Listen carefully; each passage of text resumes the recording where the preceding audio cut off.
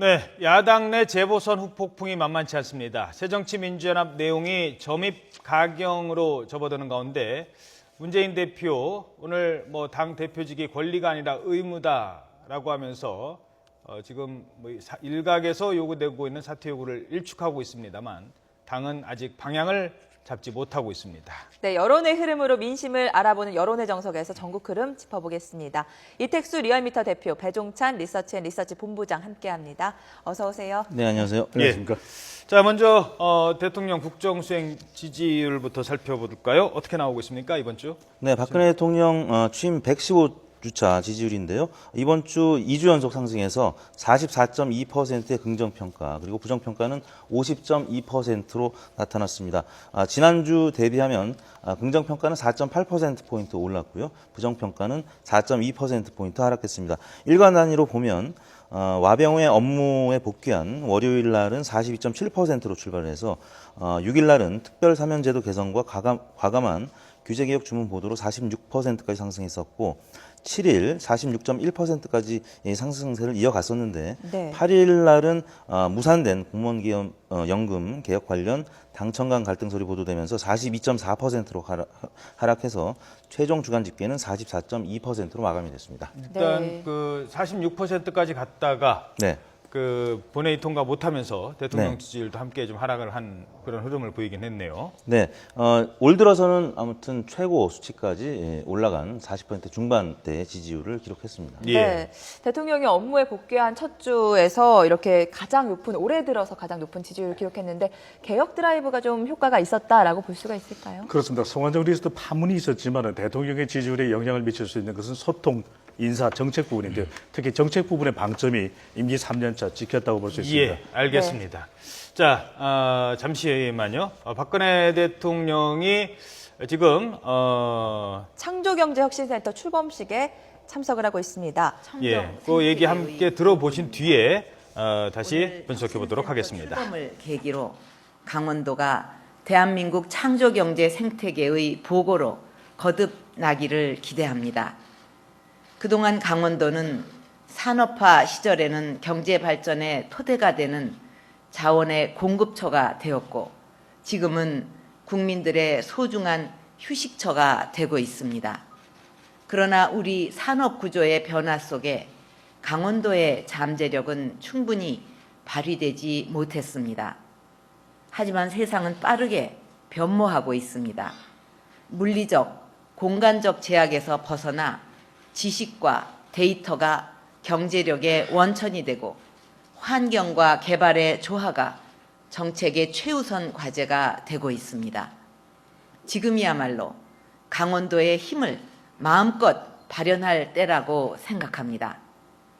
첨단 청정과학기술 인프라를 구축하고 강원도의 자연 환경과 소프트 파워를 융합해서 강원도는 물론 대한민국의 미래 성장 동력을 만들 수 있다고 생각합니다.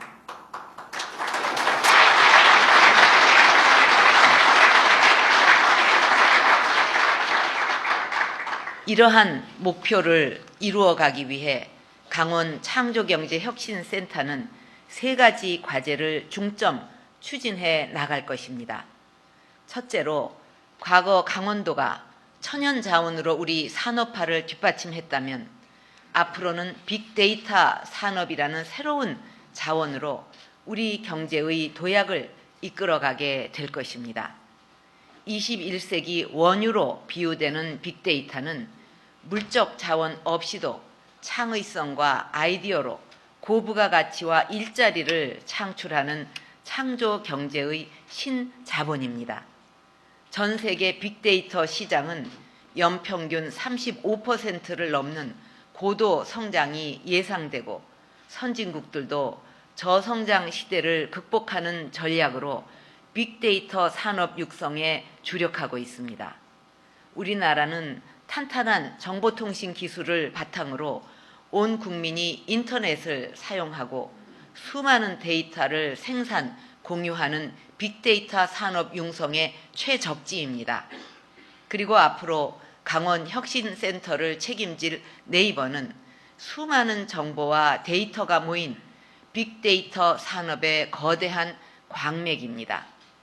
강원혁신센터는 이 광맥에 쌓여있는 무궁무진한 자원을 채굴하고 더 좋은 제품으로 가공하는 허브가 될 것입니다. 그 과정에서 수많은 파생 산업과 좋은 일자리가 만들어질 것입니다. 민관으로부터 한 곳에 모은 빅데이터를 활용해서 누구나 쉽게 검색할 수 있는 빅데이터 포털과 사업화에 유용한 빅데이터를 사고 팔 수 있는 빅데이터 마켓을 구축하고 빅데이터 산업 전문가를 육성하는 생태계도 조성할 것입니다.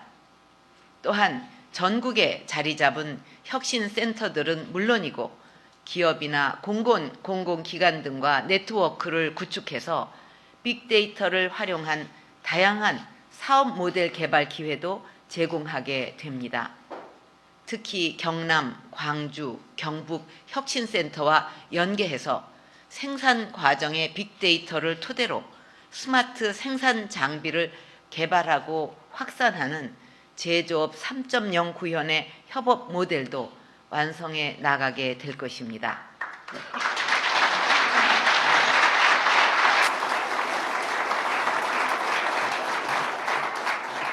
두 번째로 강원 창조경제혁신센터는 강원도를 넘어 대한민국의 모든 아이디어가 모이는 크라우드 소싱의 기반이 될 것입니다.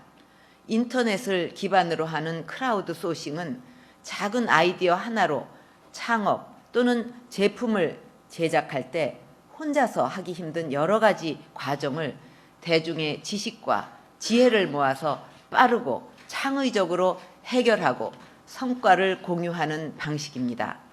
이러한 방식으로 만든 대표적인 사례가 부산 창조경제혁신센터 개소식 때 소개받은 루이라는 회사의 송승헌 신발이었습니다.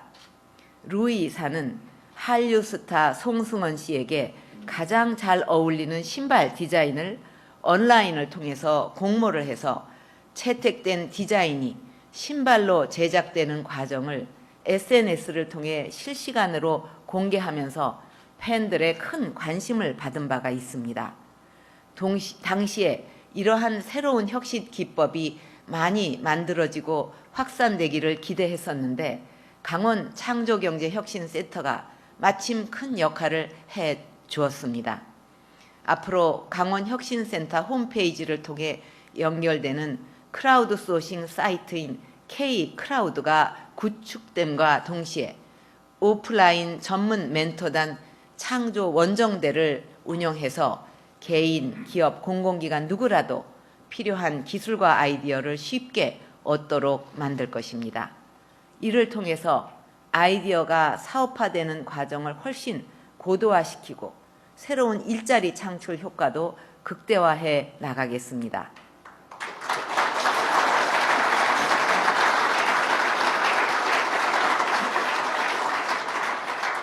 마지막으로 강원 창조경제혁신센터는 이러한 빅데이터와 크라우드 소싱의 토대 위에 강원도 기존 산업의 경쟁력을 강화해 나갈 것입니다. 우선 강원도 관광을 지식 서비스형 스마트 관광 산업으로 새롭게 변화 발전시켜 나가겠습니다. 강원도는 천혜의 관광 자원을 가지고 있지만 체계적인 정보 부족과 새로운 관광 콘텐츠 개발이 늦어지면서 관광 자원이 충분히 활용되지 못하고 있는 상황입니다. 강원혁신센터는 대중의 아이디어를 모아 강원도만의 관광 콘텐츠를 발굴해내고 각 콘텐츠별로 관광 수요자의 선호를 데이터로 분석을 해서 생태, 문화, 레저 등 수요자 맞춤형 테마를 입힌 대표 상품을 만들어내서 관광 산업의 새로운 장을 열어갈 것입니다.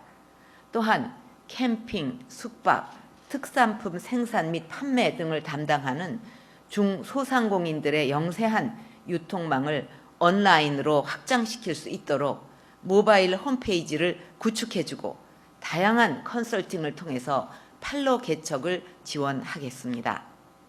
강원도의 핵심 산업인 의료기기, 바이오 제조업도 보다 스마트하게 발전시켜 나갈 것입니다. 스마트 헬스케어 기기 제작의 필수 요건인 건강 운동 정보 데이터베이스를 구축하고 빅데이터 분석을 통해서 이용자에게 자가 관리 및 예방 정보를 제공함과 동시에 중소기업들이 고부가가치 의료기기를 생산할 수 있도록 지원할 것입니다. 특히 강원혁신센터와 네이버, 한림대와 강원발전연구원이 공동으로 추진하는 스마트 헬스케어 시범 사업이 12조 규모의 중남미 원격 의료 시장 진출을 구체화하는 테스트 베드가 될 것으로 기대를 하고 있습니다.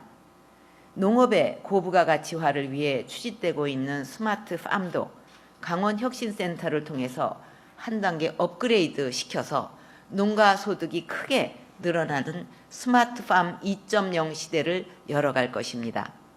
기존 스마트팜이 재배시설 자동화 같은 하드웨어 혁신에 집중을 했다면 앞으로 강원센터는 빅데이터에 기반한 최적의 생육 조건을 분석해서 재배 현장에 접목시키는 스마트 소프트웨어 혁신을 지원하게 될 것입니다.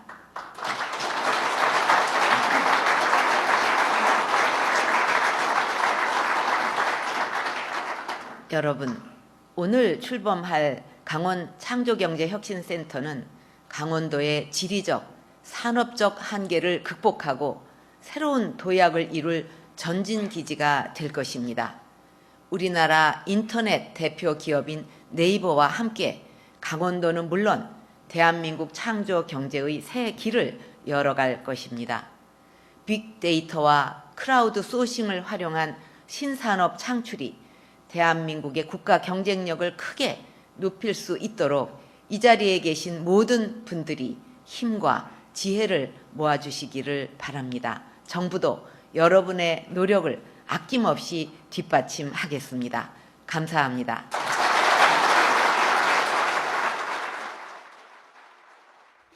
네, 창조경제혁신센터 출범식 함께 보셨습니다. 네, 자 이번에는 국회 얘기를 좀 해보겠습니다. 국민연금 소득 대체율을 50%로 올리는 걸 명기하는 문제를 두고 국회가 여전히 시끄럽습니다. 네. 새누리당 지도부는 오늘 아침에 뭐 불가촉으로 방침을 정한 것 같은데 이게 자칫 국민호주머니에서 돈이 나갈 수도 있는 문제이기 때문에 좀 민감한 문제지 않습니까? 네. 여기에 대한 여론조사가 있다고요. 그렇습니다. 소득 대체율 50% 국민들이 그 자체만 보면 이제 반길 수 있는 이슈인데 결국에는 이제 그 부담을 누가 해야 되느냐 네. 이 문제로 돌아가면 국민들의 여론은 지금 그래픽 보시는 것처럼 반대 여론이 53%, 찬성이 29.7%로 거의 뭐 2배 가까이 반대 의견이 높은 것으로 나타났습니다. 최근 영국 보수당이 총선에 승리한 것도 결국 괴를 같이 하는 그런 보편적 복지에 대한 어떤 부담감, 국민들의 여론이 지금 담겨져 있다고 봐야 될 것 같습니다. 네. 예. 자, 뭐 어찌됐든 공무원연금법 개정의 주도권을 두고 지금 뭐 여야가 계속 갈등을 벌이고 있습니다. 이를 위해서는 또 특히 공무원 개혁 관련을 추진하기 위해서는 총리, 지금 공석으로 남아있는 총리의 어떤 공석을 빨리 메우는 이게 또 중요할 텐데 현재 지금까지 총리 후보군 좀 거론된 사람이 있습니까? 그렇습니다. 이제 율사 출신의 개혁 성향 인물들이 있고요. 그중에는 네. 이명재, 이강국, 황찬현 이런 분들이 거론이 되고 있습니다. 이명재 민정특보, 그다음 이강국 전 헌법재판소장, 황찬현 감사원장 등이 거론이 되고 있고요. 그 외에 이제 경제통이 있습니다. 강봉균 전 재경부 장관이 계시고요. 또 한덕수 전 총리, 윤증현 전 기재부 장관이 있고, 그다음에 이제 정치인 출신들이 있습니다. 황우여 전 사회부총리죠, 현. 그다음에 이주영 전 해수부 장관이 있고요. 강창희 전 국회의장, 김문수 전 경기지사 등이 거론이 되고 있습니다. 네, 이외에도 이한구 의원이나 김황식 전 총리, 오세훈 전 서울시장 등이 이름을 올리고 있는데 그 외에 좀 깜짝 인사가 발탁될 가능성은 없을까요? 그렇게 커 보이지는 않습니다. 왜냐하면 인사 문제는 바로 대통령 지지율에 직접적인 영향을 미칠 수가 있거든요. 특히 네. 중요한 것은 인사청문회를 안정적으로 통과할 수 있어야 된다는 것. 특히 인사 검증 부분은 매우 중요할 수밖에 없고 최근에 일련의 총리 사태 또는 낙마에서 빚어졌던 것은 바로 도덕성 문제거든요. 일단 도덕성이 검증돼야 되고 여러 가지 임기 3년 차에는 사회적 갈등 요인을 최소화할 수 있는 그런 총리, 바로 통합적 면모가 보여져야 된다는 점에서 깜짝 인사보다는 기존의 인물 중에서 인사청문회 인사청문회를 충분히 통과할 수 있고 최근에 일련의 부정적인 총리 관련되는 그런 어떤 조건들을 보였던 인물과는 좀 다른 안정적인 모습으로서 임기 3년 차를 이 보좌해 줄 수 있는 네. 그런 인물이 적극적으로 떠오를 것으로 보여집니다. 예. 네. 자, 그런가 하면 그 지금 최근에 새정치연합이 내홍을 겪고 있지 않습니까? 이러면서 문재인 대표의 지지율도 동반 하락을 하면서 대선 후보 지지율 이것도 좀 변화가 좀 있다고요? 네, 그렇습니다. 김무성 대표가 일간으로는 뭐 지난주에 좀 그 문재인 대표보다 앞섰다는 여론조사 결과가 소개가 되긴 했습니다만 주간으로는 처음으로 올 들어 처음입니다.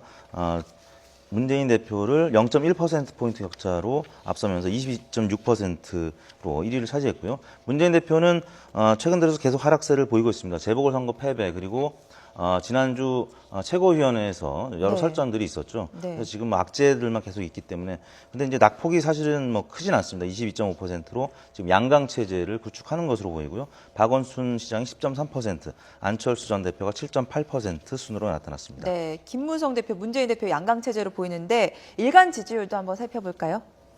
네, 김무성 대표의 경우에는 화요일까지는 상승을 했었습니다. 그러다가 공무원 연금법 처리가 무산이 되고 또 당청 갈등이 보도가 되면서 지지율이 좀 빠졌고요. 문재인 대표 역시 여야 간에 합의가 되면서 좀 지지율이 상승했다가 결국에는 주말 들어서 정청래 주승용 최고위원 사태가 터지면서 지지율이 또 크게 하락한 것으로 나타났습니다. 예. 자, 문재인 대표의 이런 지지율 하락의 배경에는 지난주 말에 있었죠. 네. 이 최고위원 회의가 상당히 논란이 됐습니다.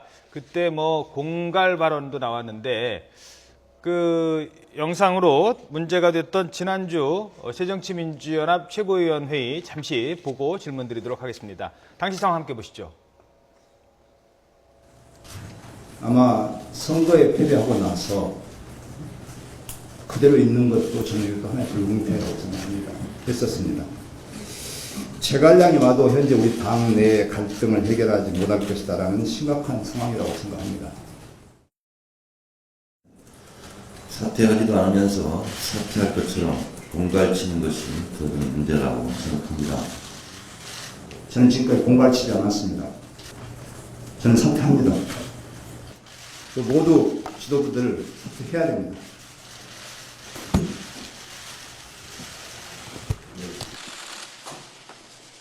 축하만 할 수 없는 날이 그런 몸통을 수사하는 저도 매우 오늘은 5월 8일 어버이날입니다. 어제 점심때 경로당에 가서 인절미에 김칫국 먹으면서 노래 한 자락 불러드리고 왔습니다. 연분홍치마가 봄바람에 휘날리더라. 예, 꽃이 피면 같이 웃던 알뜰한 그 맹세. 이게 뭐 최고위원회의에서 공갈 치지 말라, 공갈 아니다, 사퇴하겠다 중간에 나가버리고 당대표가 붙잡는데도 나가버리고 한 사람은 노래 부르고 있고 이거 지금 이 계파 갈등이 거의 최고조에 이르렀다라는 분석이 있는데 어떻게 보십니까?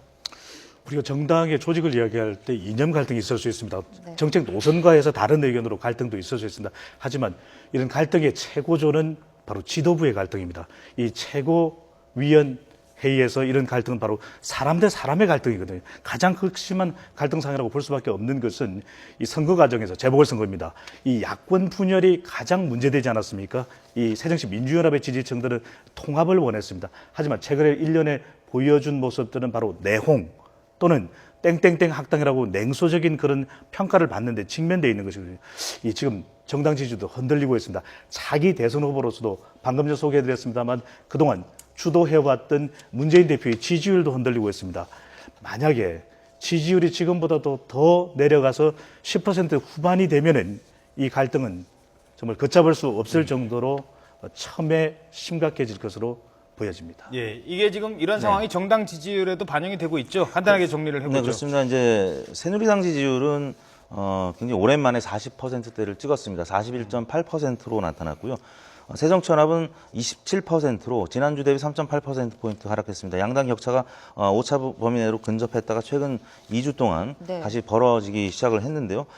재보선 패배 영향이 있고 지난주에 있었던 이런 지도부의 극심한 갈등 등이 영향을 크게 미친 것으로 보입니다. 네, 이런 가운데 지난 주말 사이 이 새정치민주연합 이종걸 원내대표와 유승민 새누리당 원내대표가 첫 상견례를 겸해서 비공개 회동을 가졌습니다.